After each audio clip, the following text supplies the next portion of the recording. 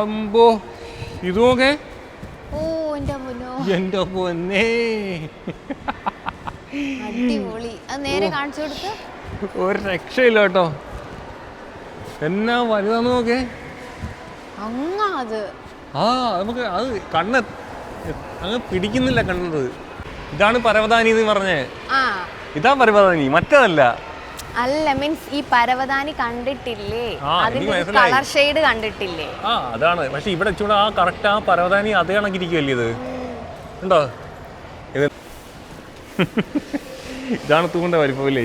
ഒരു 4 പേര് നിന്ന് കറങ്ങിയാൽ മാത്രമേ എത്തി പിടിക്കാൻ പറ്റത്തുള്ളൂ. അത്രയും വലിപ്പമുള്ള തൂണാണ്. എൻ്റെ അമ്മു വിനീഷേ, എന്തോ ഇതിനകത്ത് ഇനി കാണാൻ പോകുന്നത് നമ്മള്. അത്ഭുതങ്ങളല്ലേ. നായ്ക്കർ പാലസിൽ വന്നിരിക്കുവല്ലേ മധുരയില്. കയറുമല്ലേ നമ്മള്? അന്നേരം നായ്ക്കർ പാലസിന്റെ അകത്ത് വന്നിരിക്കുമല്ലേ നമ്മള്. അകത്തെ കാഴ്ചയൊക്കെ കണ്ടും ഞങ്ങൾ ഞെട്ടി നിൽക്കുകയാണ്.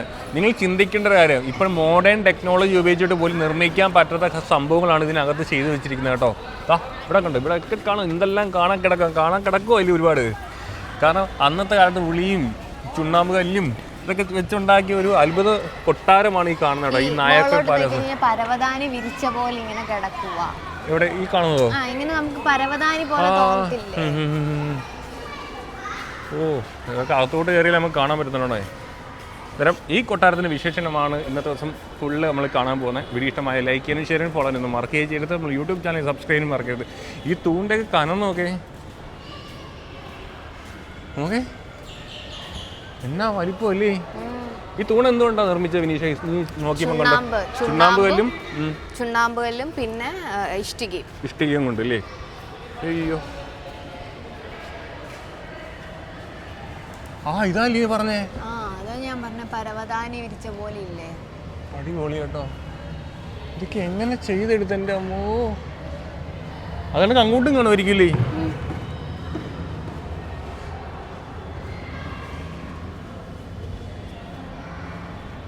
ഞാൻ ഇതിന്റെ ഹിസ്റ്ററി പറഞ്ഞു തരാം.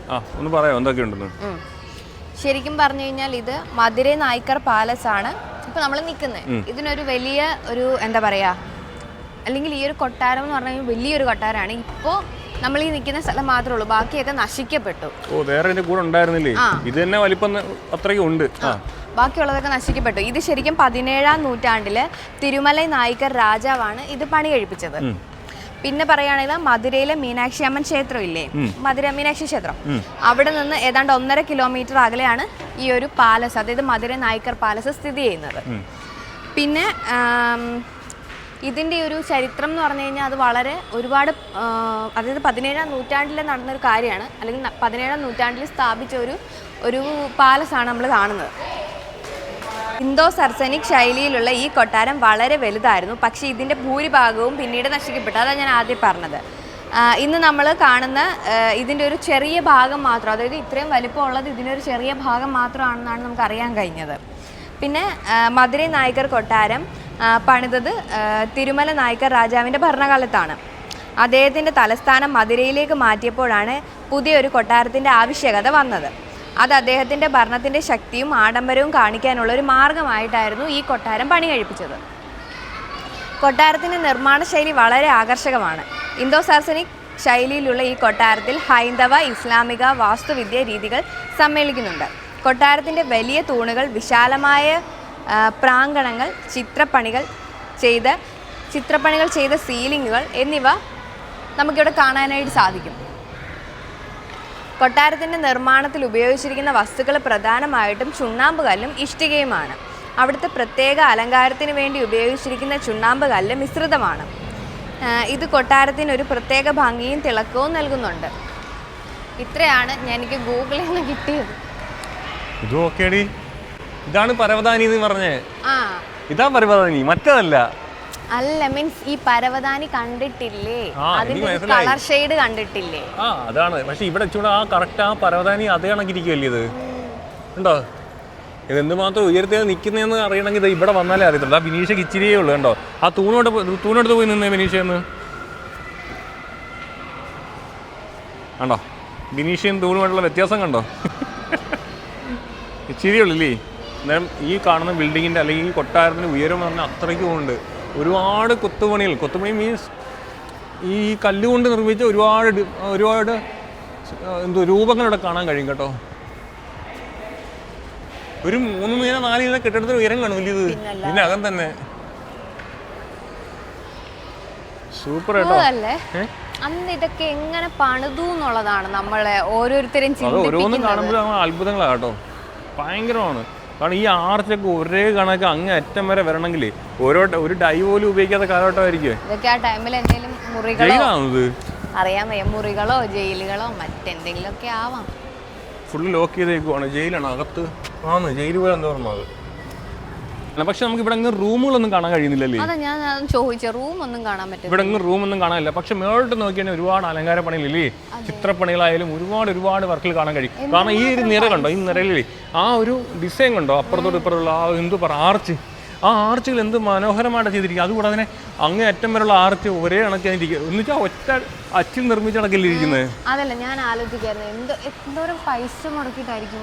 അതെ, അന്നത്തെ കാലത്ത് 1 രൂപ എന്ന് പറഞ്ഞാൽ ഇന്നത്തെ കാലത്ത് എന്ത് വാല്യൂ ഉള്ള പൈസയാ. അവിടേക്കാണ് അടിപൊളി കേട്ടോ. ഒരുപാട് കാര്യങ്ങൾ അങ്ങോട്ടെല്ലാം കാണാൻ കിടക്കുവാണ്. പക്ഷെ തൂണുകളുടെ വലിപ്പമാണ് കേട്ടോ ഒരു രക്ഷയില്ലാത്തത്. ഒരുപാട് പേര് വരുന്നത് കേട്ടോ. നമ്മളെ ക്ഷേത്രത്തിൽ വരുന്നതാണ്. ക്ഷേത്രത്തിൽ വരുന്ന ആൾക്കാരെല്ലാം ഇങ്ങോട്ടാണ് കൂടുതലും വരുന്നില്ലേ. എൻ്റെ അമ്മോ, ഇതൊക്കെ നമ്മൾ പല ക്ഷേത്രങ്ങളിൽ പോയപ്പോഴേ പാറകൾ കൊണ്ടാണ് കൊത്തുപണി ചെയ്തിരിക്കുന്നത്. ചുണ്ണാമ്പും ഇഷ്ടികയും കൊണ്ടാണ് നിർമ്മിച്ചിരിക്കുന്നത്. ഒരു വലിയൊരു നടുമുറ്റമാണ് കേട്ടോ. ആ നടുമുറ്റമാണ് ഈ കാണുന്നത്. ആ നടുമുറ്റം 4 സൈഡും തൂണാണ് കേട്ടോ. മൊത്തം തൂണാണ്. പക്ഷെ ഇവിടെ ഇതാണ് തൂണിൻ്റെ വലിപ്പം അല്ലേ. ഒരു 4 പേര് നിന്ന് കറങ്ങിയാൽ മാത്രമേ എത്തി പിടിക്കാൻ പറ്റത്തുള്ളൂ. അത്രയും വലിപ്പമുള്ള തൂണാണ്. നെൽക്കൂരാണ്. ഈ റൂഫൊക്കെ നോക്കണ്ടോ.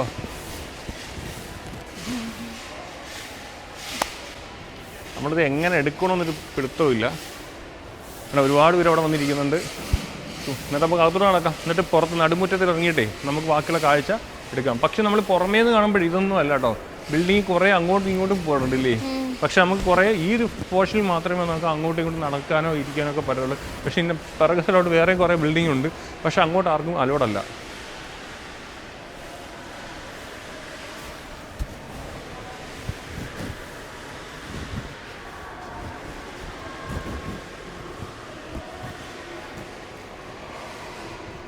നല്ലൊരു തണുപ്പുള്ള അന്തരീക്ഷം അല്ലേ അതിനകത്ത്. പിന്നെ ഫുള്ള് പാറയാണ്. ഫ്ലോർ ഫുള്ള് പാറയാണ്. ഇന്റർലോക്ക് നല്ല തണുപ്പാ. ചെരുപ്പില്ലാതെ നിൽക്കാൻ.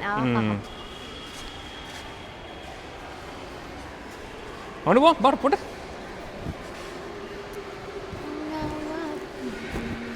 ശരിക്കും കൊട്ടാരമൊക്കെ ഇതാണില്ലേ.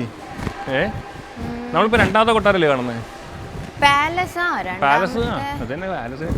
അമ്പോ ഇതൊക്കെ എന്റെ പൊന്നേ അടിപൊളി. നേരെ കാണിച്ചു കൊടുത്ത് ഒരു രക്ഷയില്ല കേട്ടോ. എന്നാ വലുതാന്ന് നോക്കേ. നമുക്ക് അത് കണ്ണ് അങ്ങ് പിടിക്കുന്നില്ല. കണ്ടത് കിട കറങ്ങുമ്പോ തല പറ്റും. അമ്മയോടെ നോക്കിയേ. ഇതിനെയൊക്കെ സപ്പോർട്ട് ചെയ്ത് നിർത്തി ഈ കാലുകളാണേ. നമ്മളൊരു 2 സിനിമാ തിയേറ്റർ കുട്ടികൾ എന്തൊക്കെ കാണിക്കുന്ന കിടക്കുന്നത്. ജിംനാസ്റ്റിക്കാന്ന് ചെയ്യുന്നേ. കണ്ടോ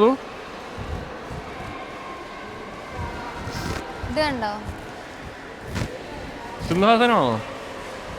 ഇവിടെ ഒരു സിംഹാസനം ഇരിപ്പുണ്ട് കേട്ടോ. നമ്മൾ പറഞ്ഞു തന്ന കാര്യം എന്ന് പറഞ്ഞാൽ നമ്മളൊരു തിയേറ്റർ എടുത്തു കഴിഞ്ഞാൽ 2 തിയേറ്റർ എടുത്ത് വെച്ചാലുള്ള വലിപ്പമുണ്ട് ഈ ഹോള് അല്ലേ. ഈ ഈ ഒരു സ്ഥലമേ അവിടുത്തെ പെയിൻ്റ് എല്ലാം ഇളകിപ്പോയി കേട്ടോ. ആ ഒരു ഭാഗത്തെ പെയിൻ്റ് എല്ലാം ഇളകിപ്പോയി. നടുക്കൂടെ ഒരു ഭീമോ കാണാൻ ഒന്നുമില്ലേ. എല്ലാം ഇഷ്ടിക കൊണ്ട് നിർമ്മിച്ചാണേ. ഫുള്ള് ഇഷ്ടികയാണെങ്കിൽ ചിന്തിച്ചോണം. നടുക്കൂടെ ഭീമം കാരണം ഒന്നും പോയിട്ടില്ല. ഈ നിൽക്കുന്ന കാലുകളിലാണ് ഈ എല്ലാം ലോഡ് നിൽക്കുന്നത്. ഓക്കെ, ഇനിയോടെ സിംഹാസനമുണ്ട്. നമുക്ക് അത് നോക്കാം.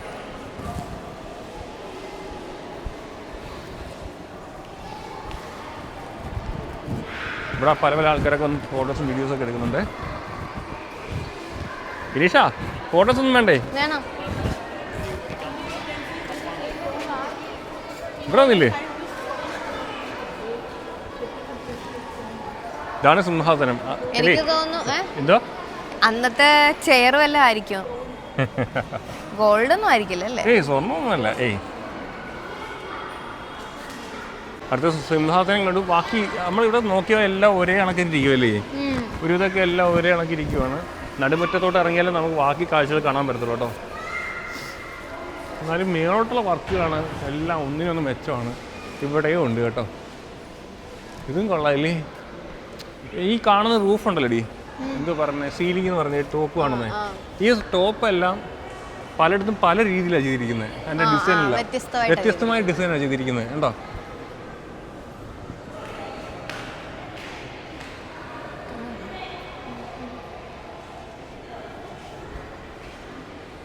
പിന്നെ വലിപ്പം നോക്കി.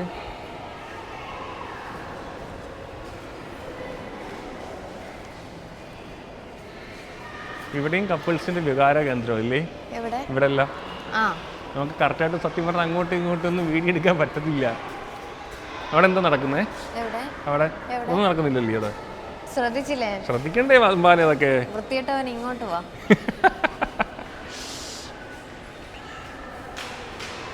Super super. കുറച്ച് ഫോട്ടോ ഒക്കെ എടുക്കണം എനിക്ക്.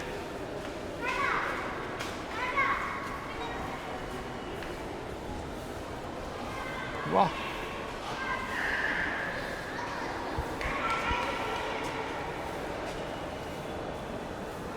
ഈ ഒരു പാറ്റേൺ കണ്ടോ, ഒരു ഡിസൈനും കണ്ടോ? ഇതൊക്കെ ഇത്ര നാളെടുത്തതായിരിക്കും ഇതിനൊക്കെ നിർമ്മിച്ചെടുത്തല്ലേ?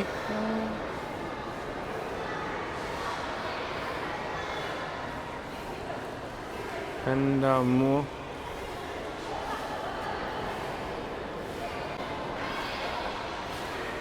പോട്ടെ, നമ്മളോട്ട് നടക്കാം. നല്ല രസമുണ്ട് കാണാനായിട്ടല്ലേ? അതെ അതെ അതെ. എല്ലാം ഒന്നിനൊന്നും വെച്ച് ഓരോ റോയിലും നമ്മൾ ചെല്ലുമ്പോഴും ഡിഫറെൻ്റ് ആയിട്ടുള്ള കൊത്തുപണികൾ നമുക്ക് കാണാനായിട്ട് സാധിക്കും അല്ലേ? അതെ, ചിത്രപ്പണികൾ അങ്ങനെ എന്താ പറയുന്നത്? കൊത്തുപണികളെന്നോ ചിത്രപ്പണികളെന്നോ ഒക്കെ പറയാം. ഇവിടെ കണ്ടോ? ഇവിടെ ഇറങ്ങാൻ പറ്റുമോ? ഇറങ്ങാൻ പറ്റില്ല, അപ്പുറത്തേ പറ്റൂ.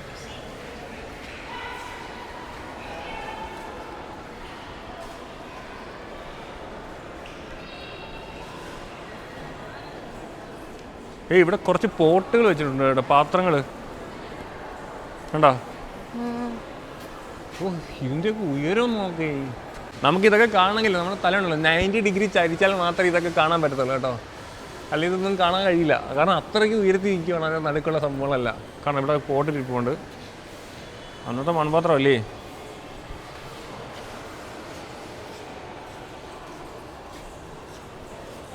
രണ്ടായിരം വർഷങ്ങൾക്ക് മുമ്പുള്ളതാ. ഓ,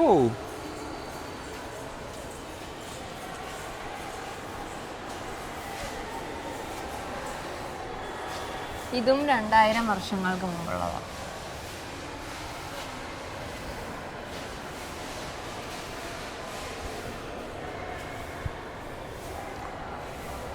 സെയിം.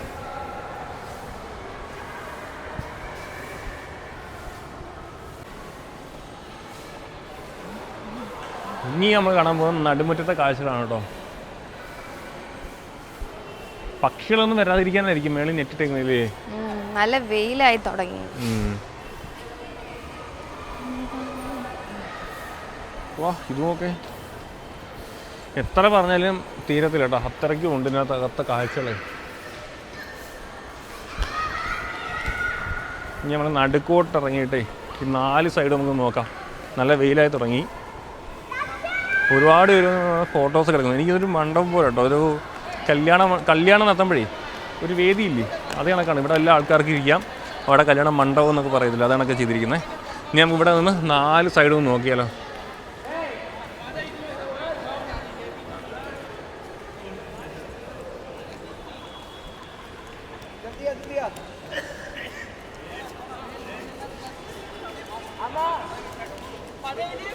എങ്ങനെയുണ്ട്?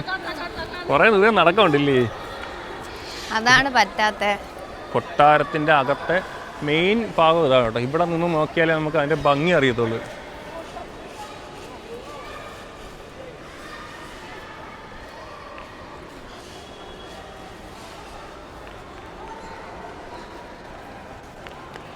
ഇവിടെ കുട്ടികളൊക്കെ വന്ന് ഓരോരോ അഭ്യാസങ്ങൾ കാണിക്കുന്നുണ്ടോ. ജിംനാസ്റ്റിക് എന്നൊക്കെ പറയത്തില്ല, അത് കണക്കുള്ളത്.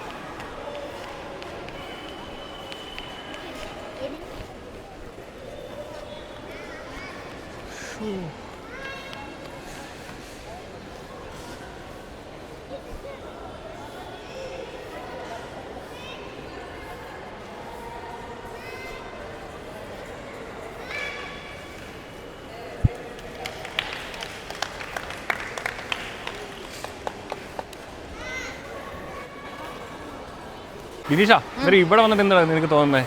സത്യം പറഞ്ഞാ ഓരോ സ്ഥലത്ത് പോകുമ്പോഴും അതിശയാണ്. കാരണം എനിക്ക് ഞാൻ ചിന്തിക്കുന്നൊരു കാര്യമാണ്, ഒന്നാമത്തെ കാര്യം ഇത് എങ്ങനെ ചെയ്തെടുക്കുന്നത്, ഇത്ര മൈന്യൂട്ട് ആയിട്ടുള്ള അല്ലേ, അതും 17ാമത്തെ സെഞ്ചുറിയിലെ കാര്യമാണ് പറയുന്നത്. 17ാമത്തെ സെഞ്ചുറിയിലെ കാര്യം. അത് കഴിഞ്ഞിട്ട് ഇപ്പോൾ എത്രയായി അല്ലേ, 2000 വർഷങ്ങൾ പഴക്കമുള്ള സാധനങ്ങൾ നമുക്ക് അവിടെ കാണാനായിട്ട് അവിടെ വെച്ചിട്ടുണ്ട്.